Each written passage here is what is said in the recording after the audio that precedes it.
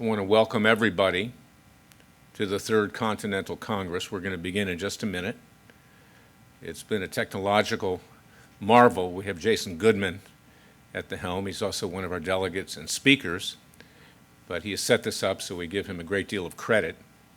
And thank you for being patient. It's taken us a little bit longer this morning because we wanted to coordinate everything. We've got many, many speakers, and we're going to be going through a lot of different material and different ideas.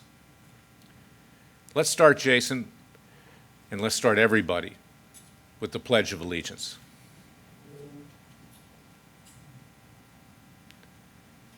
I pledge allegiance to the flag of the United States of America and to the republic for which it stands, one nation, under God, with liberty and justice for all. Entering our room right now is the great Sheriff Joe Arpaio, America's toughest sheriff, my friend, my colleague.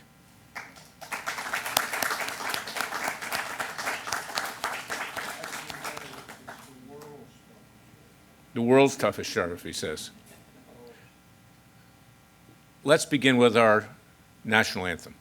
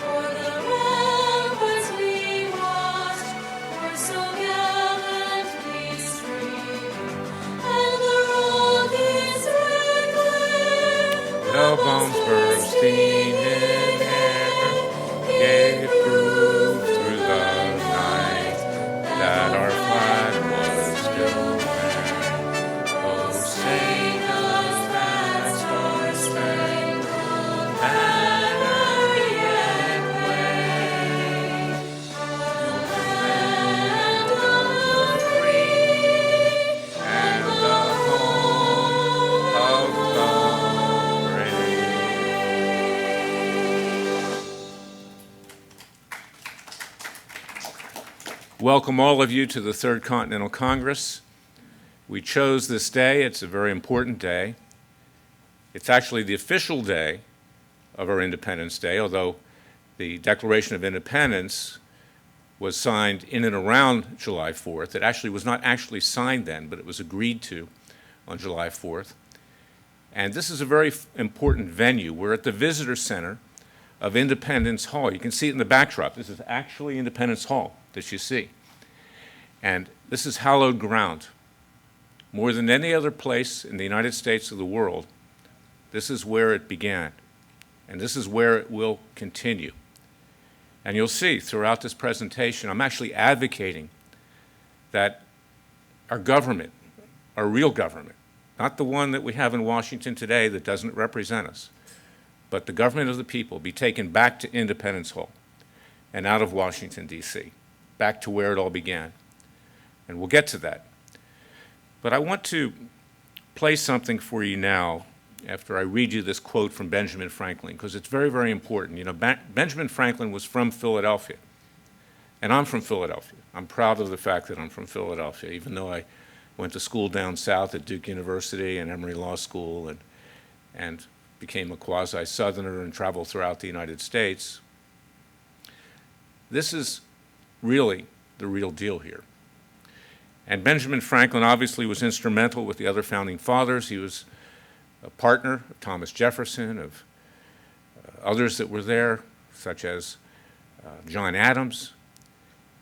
And on that day, on July 4th, 1776, we formed the greatest nation ever conceived of on earth. And we're going to revive that nation because right now it's on its back. It's nearly gone. But I want to read you something from Ben Franklin. For all those people out there who think that they can just watch Fox News and everything will be okay, be entertained. No longer is it the time to be entertained. It's the time for us to get off the couch, and that's why I wrote this book, It Takes a Revolution, Forget the Scandal Industry. Forget about scandal. We now have to move the country forward. But here's a quote from Benjamin Franklin. They who would give up an essential liberty for temporary security deserve neither liberty nor security.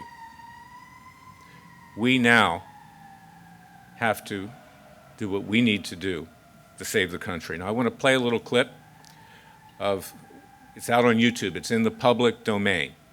Many different versions of it are on YouTube. I want to play a little clip from John Adams, the miniseries on HBO.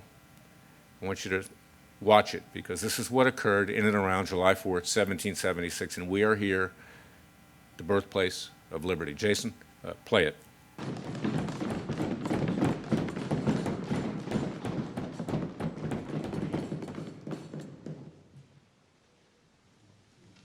President recognizes Mr. Adams of Massachusetts.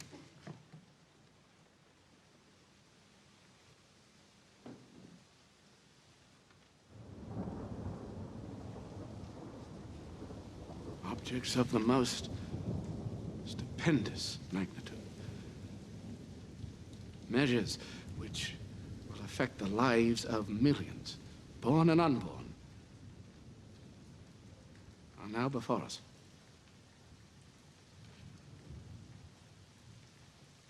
We must expect a great expense of blood to obtain them. But we must always remember that a free constitution of civil government cannot be purchased at too dear a rate, as there is nothing on this side of Jerusalem of greater importance to mankind.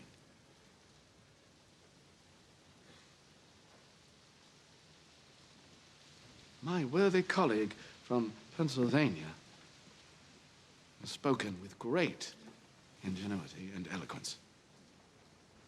He has given you a grim prognostication of our national future, but where he foresees apocalypse, I see hope. I see a new nation ready to take its place in the world. Not an empire, but a republic. And a republic of laws, not men. Gentlemen, we are in the very midst of revolution. The most complete, unexpected, and remarkable of any in the history of the world. How few of the human race have ever had an opportunity of choosing a system of government for themselves and their children.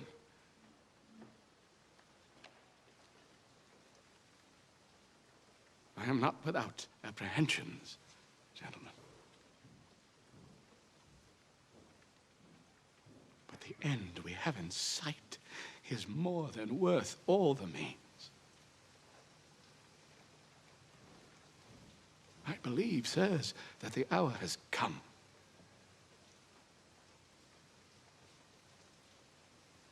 My judgment approves this measure, and my whole heart is in it. All that I have, all that I am, and all that I hope in this life, I am now ready to stake upon it. While I live, let me have a country.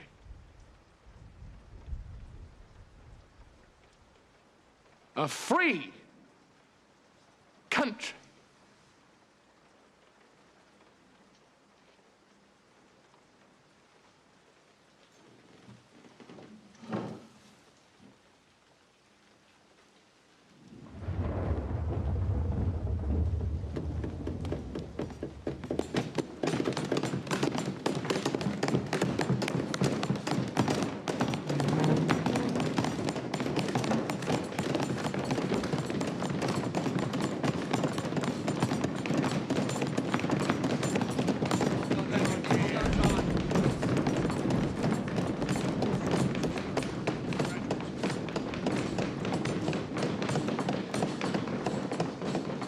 That's has been exactly made what and our seconded. objective is today, a free country. We no longer have a free country, and we'll be getting into that throughout this Third Continental Congress. This Third Continental Congress today is the beginning of several sessions of the Third Continental Congress. First to be held in Philadelphia, then we're going to take it around the country. It's going to be more than a road show.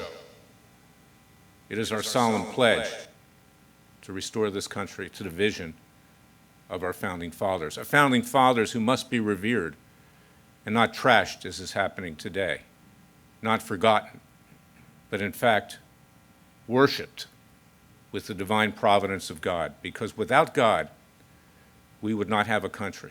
Against all odds, we prevailed against King George III. So that is why we are here. Our delegate speakers and you will participate in plotting the future for this country. No longer just words, but actions, peaceful and legal actions. We will, of course, if necessary, defend ourselves, but we will never be provocative. But we must understand what the crossroads of history has brought us to. The American people have seen rank corruption in all three branches of government. Here we have a hero, Sheriff Joe Arpaio, who understands that. You understand that. Our other delegates understand that. They saw that they were no longer represented. We have a flag here. Don't tread on me. It's very relevant today because when you listen to the delegate speakers who are here today, you're going to understand why the present-day government has tread on the American people. We are in favor of preserving this nation. We are in favor of reestablishing the vision and creation of our founding fathers. But we must do so in a way that actually does them honor and does it for our children, grandchildren, and future generations. As I've said many times, many of our founding fathers were rich.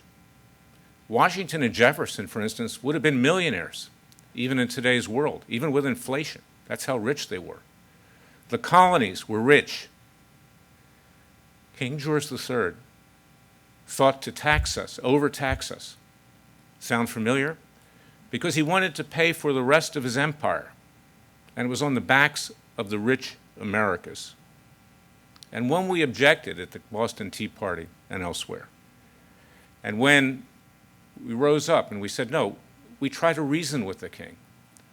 In the First Continental Congress, also in Philadelphia, we gave to King George III a list of our complaints and said, let's resolve them, let's sit down and work them out.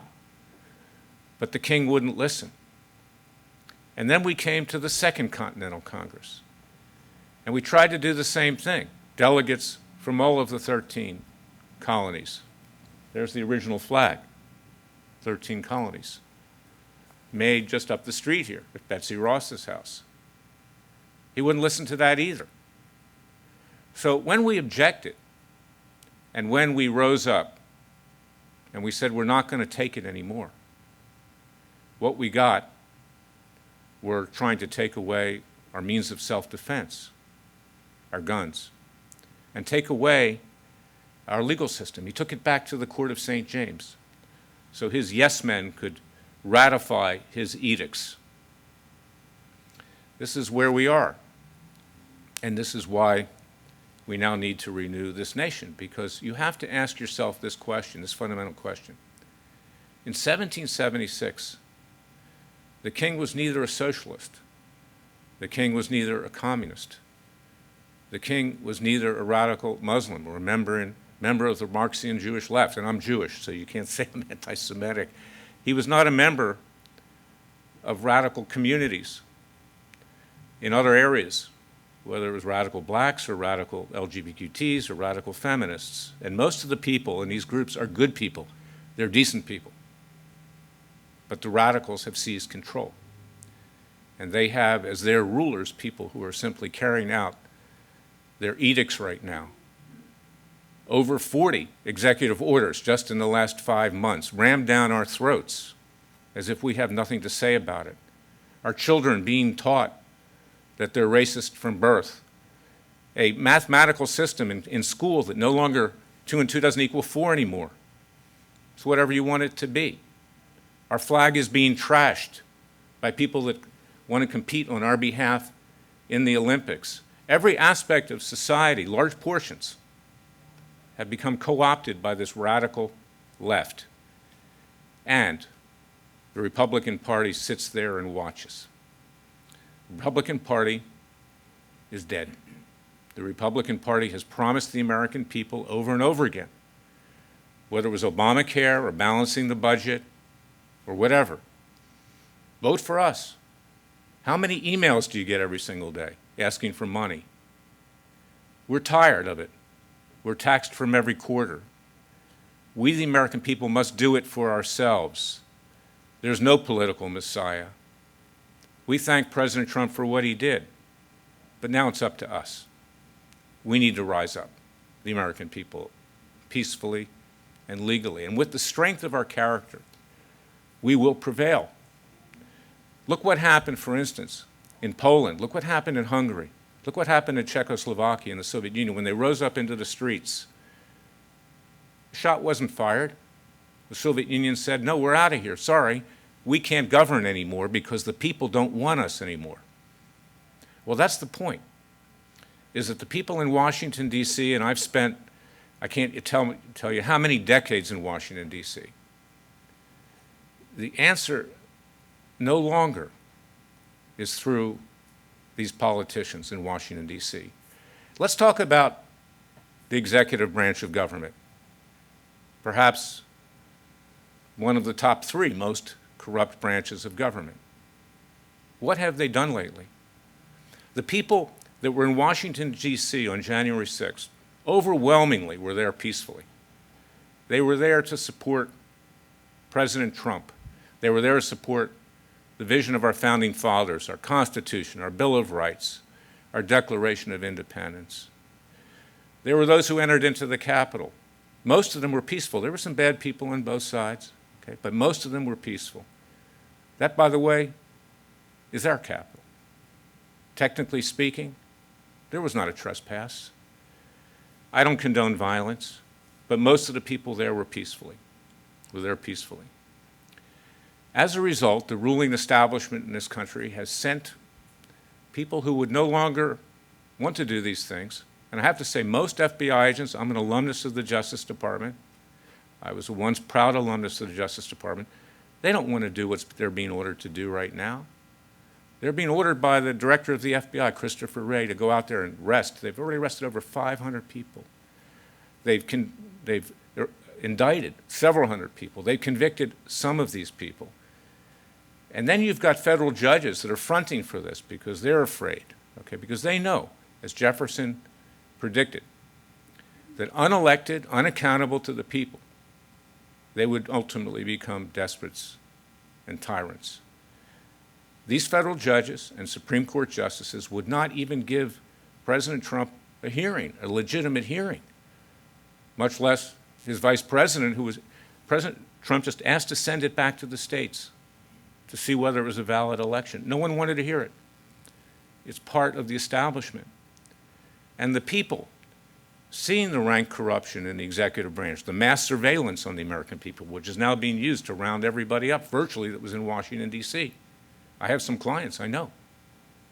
As a lawyer, I'm representing some people here that were there peacefully, breaking into their house at 5:45. You're going to hear from one of them, telling them they had nothing to worry about, and then interrogating them after they wanted to talk to a lawyer, then taking all of their property and not saying when they're going to get it back, preventing them from doing business. This is the current day Justice Department and FBI, and I hate to say it, but it's being used as a type of Gestapo to keep the American people down, to keep us from objecting. Then you've got big tech, censoring. To say it's cancel culture is too mild. It's not just cancel culture. It's a total full court press against anyone that will challenge the current government in this country. And then you have various aspects of industry. Sound familiar? Industry, academia, the sciences, the arts, sports leagues. large portions throwing their lot behind the people who currently have total control over us, the radical left. Similar to what happened in Germany in the years up to World War II, whether it was BMW, whether it was Deutsche Bank, financed the concentration camps, or Mercedes or Lights or whatever, they propped Hitler up because they wanted to come out of a recession. They thought they were going to get something in exchange, and they did for a while, until the whole place went under.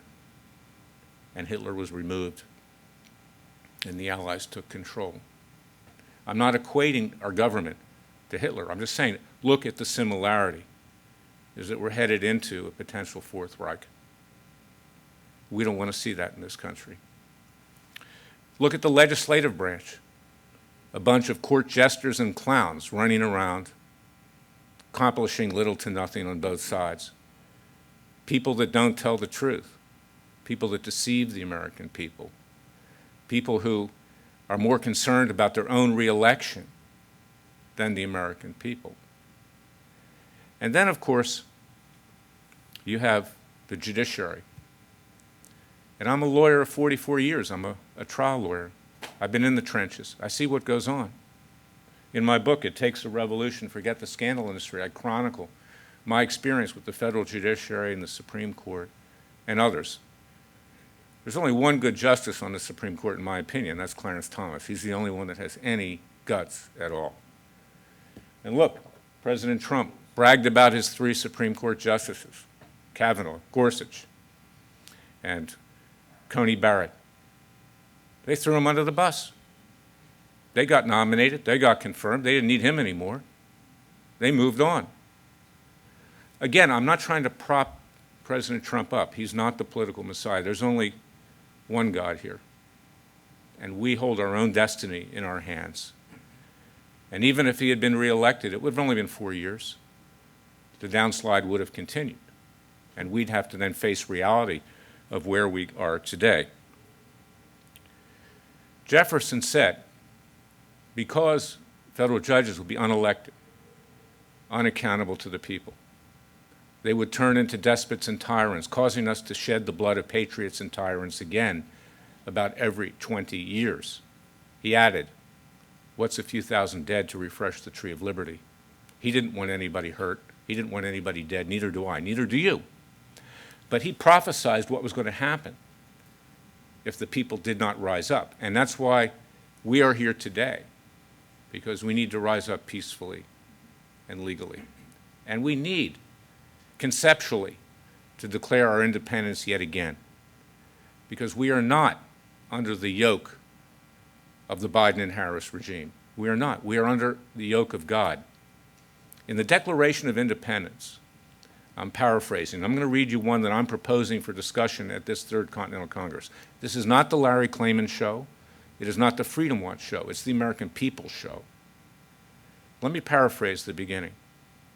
When in the course of human events, the sovereign, the rulers, no longer represent the people, under the laws of nature and nature's God, have a right to alter or abolish that government and to form a new government by and for the people with equal rights for everyone in pursuit of life, liberty, and happiness. That's a paraphrase. Jefferson, Franklin, and Adams and others were much more eloquent than I am. But that's what we're talking about. It's not just man's law. Some of man's laws are just, some are unjust, but it's the laws of God and of nature. And that's what we seek to honor, and that's what we seek to go forward in this country. The 10 Commandments, the New Testament, the Old Testament, the teachings of the Father and the Son and Moses and King David and others. We, Christians and Jews, we live in a Judeo-Christian society. That is the basis of our legal system. Whether people like it or not, the fact is the 10 Commandments is the foundation of our legal system, and our judges are no longer carrying that out, the federal judges. This is where we stand today. And what do we hope to accomplish during this Third Continental Congress? It's to begin a discussion. It's to begin an understanding that if you're retired, or if you're just in any walk of life, You cannot just sit there and wait for things to happen. It's not going to go away. You want to go play golf? You want to go play tennis? You want to go work out? You want to have a scotch and sit on the couch and watch Sean Hannity and be entertained? It's not going to change anything. We're going to continue this downward slide. And as of right now, in just 5 months, the country has been rendered virtually finished, according to what our founding fathers stood for. Now, we're going to go through this conference. We're going to listen to various speakers. First is going to be Sheriff Arpaio, who is a man of law enforcement who believes in the law. We believe in the law. We, the American people, have the right to enforce the law in a peaceful manner, in an appropriate manner. Freedom Watch has citizens' grand juries. Justice Scalia said that the grand jury belongs to the American people, not to the three branches of government. Wyatt Earp in the Old West enforced the rule of law. There was no Justice Department until July 1st, 1870.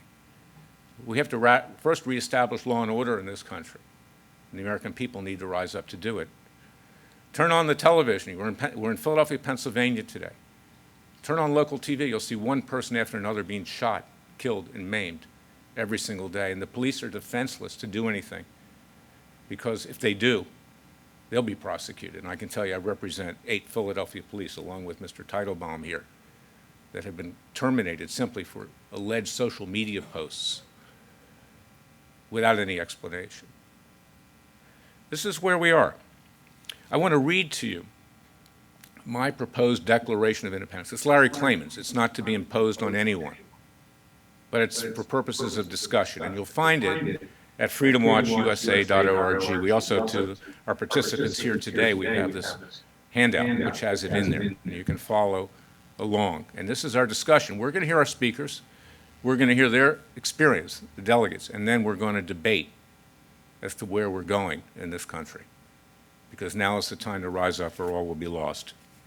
Here is the Declaration of Independence as proposed by yours truly of the Third Continental Congress, entered at Philadelphia, Pennsylvania on July 5th and 6th, 2021. When in the course of human events, and it parrots the original one, and you'll see the similarities, it becomes necessary for one people to dissolve the political bands which have connected them with another, and to assume among the powers of the earth the separate and equal station to which the laws of nature and of nature's God entitle them. That's what we live by. The colonialists and the founding fathers did not recognize the laws of King George III. They were tyrannical. They were oppressive. The laws today, as they're coming out, are even more tyrannical and oppressive than they experienced at that time. A decent respect to the opinions of mankind requires that they should declare the causes which impel them to the separation.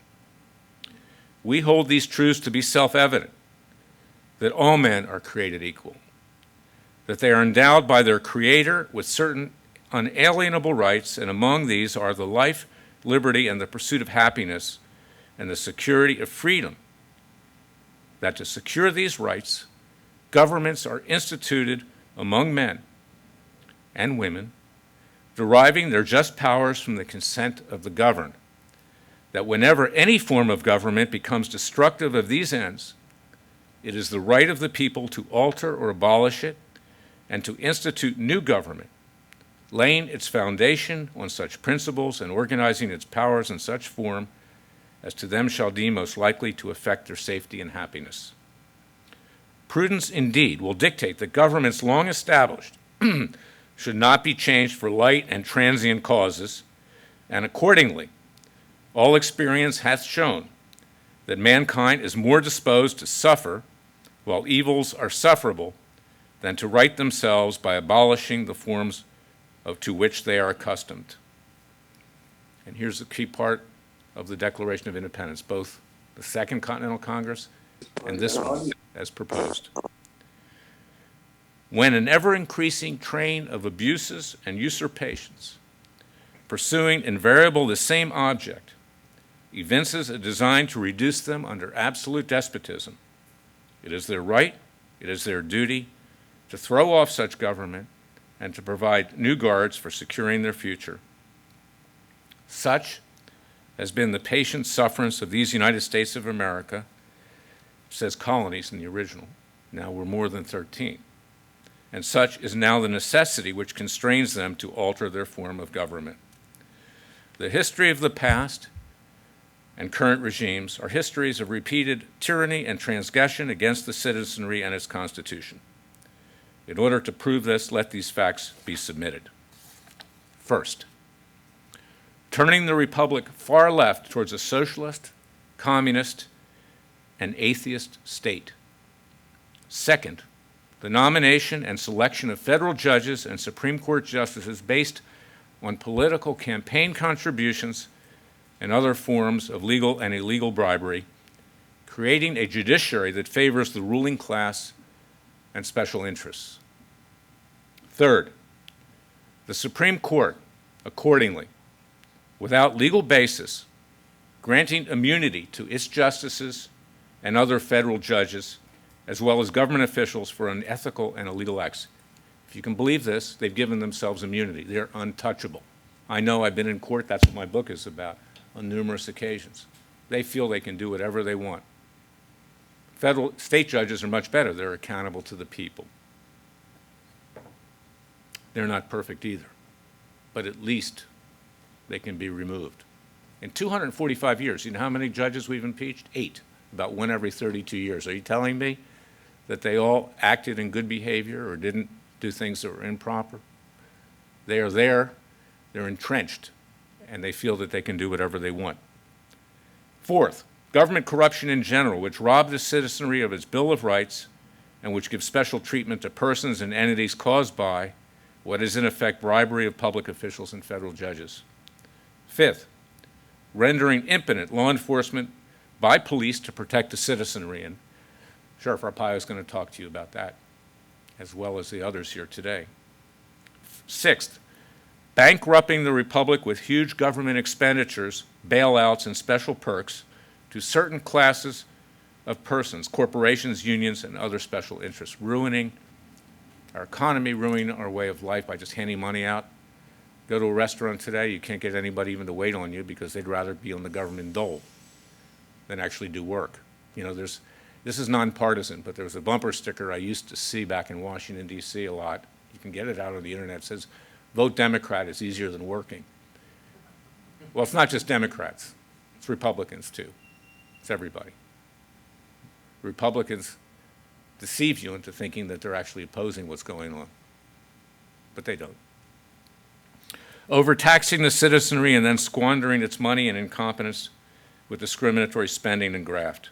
Eighth, incessant illegal executive orders and edicts overruling and disregarding and subverting the separation of powers. Ninth, use of the U.S. Department of Justice and its Federal Bureau of Investigation as a private and political, quote, Gestapo to threaten, arrest, criminally charge, and seek convictions of anyone who protests the current Biden-Harris administration and the government in general. 10th, perpetuation of the government's current fraudulent election system. There's been fraud for a long time. It's not new. We know it goes on. And even if there wasn't fraud in the last election, which I personally believe there was, and many others do too, there were election irregularities, and the judges would not even address the irregularities to any great extent. 11th, mass surveillance on the citizenry in violation of their Sixth Amendment and privacy rights. 12th, harming the vital energy industry by canceling natural gas pipelines to the United States, but granting approval to Russian energy pipelines to Western Europe, causing national security threats. 13th, mass illegal surveillance that subjects the citizenry to disease, mass illegal immigration that subjects the citizenry to disease, criminals, and terrorist infiltrators. 14th, endangering the citizenry by cozying up to terrorist nations and groups, by funding them directly through the corrupt and anti-Semitic United Nations, and threatening Israel to cut off military aid if the Jewish state seeks to eradicate these terrorist nations and groups. 15th, using rogue and radical environmental laws and regulations to assert total government power and control, if not tyranny, over the citizenry. 16th, endangering public health by falsely inducing and thus causing the citizenry to take COVID-19 vaccines when the short, medium, and long-term health risks and side effects remain unknown, and when these vaccines are not approved finally by the Food and Drug Administration, but are what, in effect, an experimental clinical stage of development. 17th, perpetuating the cancer culture that is censoring conservatives, people of faith, and all those who believe in the vision and creation of our founding fathers for political purposes by big tech. 18th, stoking a race war between blacks and whites in particular to suit the political ends of government officials and certain special interest groups. 19th, subverting the education of our youth with racist policies and teachings such as critical race theory, relativism regarding math, promoting homosexuality and transgenderism, and Marxist and anti-Judeo-Christian theories and dogma.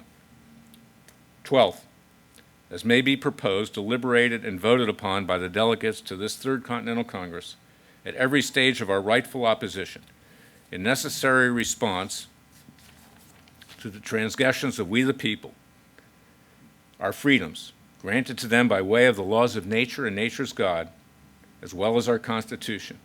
Therefore, we, the representatives of the Third Continental Congress, assembled as we were on the First and Second Continental Congresses at Independence Hall, here we are, in Philadelphia, Pennsylvania, with divine providence and under God, declare that the people of the United States of America be absolved from any allegiance to the tyrannical establishment and continuance of the current and corrupt U.S. governing body, and of right ought to be free and independent once again. And that as a free and independent states, they have full power to levy war, conclude peace and alliances, establish commerce, and to do all their acts and things which independent people may have a right to do. And for support of this declaration, with a firm reliance on the protection of the divine providence under our Creator, we mutually pledge to each other our lives, our fortunes, and our sacred honor. Be it resolved that the capital of these United States now resides, again, at Independence Hall in Philadelphia, Pennsylvania, the original and current birthplace of our liberty, to be voted upon and signed by the delegates of this Third Continental Congress based on deliberation by representatives of the 50 states on July 5th and 6th, 2021 at Independence Hall. And let me make it clear, we're not declaring war on the government. We're not moving on the government. What I just read to you was a very stark reminder that in today's world, we would have even a greater right to declare independence than our founding fathers did on July 4th, 1776. We will go from this event peacefully, and we will go from it legally. But we must recognize that our situation today is worse than on July 4th, 1776. This country has been turned into a socialist state in 5 months. Communism lies on the horizon. Kids are being taught that they're racist by birth. They're being taught that 2 and 2 doesn't equal 4. The government and the media are pushing us to take a vaccine that we don't know whether it's safe. We don't know the long-term effects, and you're going to hear some speakers here today. And it's going to get worse. And now they have the Delta variant, okay, because they're losing control. They want more control over the American people. You have an FBI and a Justice Department that are being used as the private Justice Department, Gestapo of Biden and Harris, terrorizing people, afraid to talk. The reason we have 60 people here today, the reason we don't have hundreds is because people are afraid. They're in hiding, and I commend the people that came and the people that are watching on TV. Do not be afraid, because God is with us, as it was with our founding fathers. And ask yourself this question. If we don't rise up now, what's going to be left for your kids and grandkids and future generations? Jefferson and Washington understood that, as well as Franklin and others, our great founding fathers. And it was John Adams who said, it doesn't matter how many times you change your rulers or forms of government, without ethics, morality, and religion, there will not be a lasting liberty. Ethics and morality and religion have been trashed. They continue to be trashed. These founding fathers, right here, a little statue of them that I bought at the souvenir store downstairs yesterday at Independence Hall. They're no longer accepted anymore. They're racists. We can't revere them. This flag has to be changed because you can't have white on the flag anymore because that's racist. So you have to have an off color. We are all equal here. And I'm a civil rights lawyer, among many other things. Everybody deserves equal rights. And we must stand up, not just for blacks, but for everybody in this country. And we should all be proud because we have the greatest country on earth.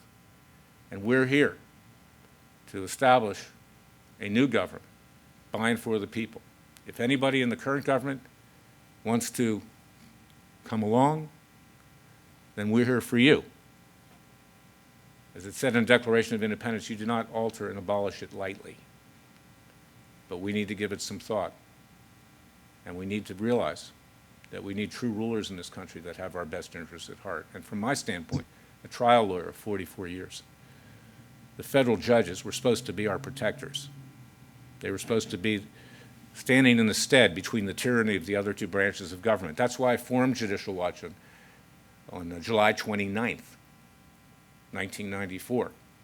It's why I ran for Congress in Florida and why I started Freedom Watch after I came out. And Freedom Watch does what Judicial Watch used to do. Judicial Watch gets mostly documents. We bring cases. We bring hard-hitting cases. We bring citizens' grand juries. We just don't talk. We just don't get documents. We act. And that's what needs to be done today. So we are the full partners of our current government if they wish to join us. So we implore them, just as the Founding Fathers implored King George III, straighten up. Start to represent the American people. Be there for us. And do it under the laws of nature, nature's God, not the 40-plus edicts that we've seen come out of this government, in quotes, government, in just 5 months.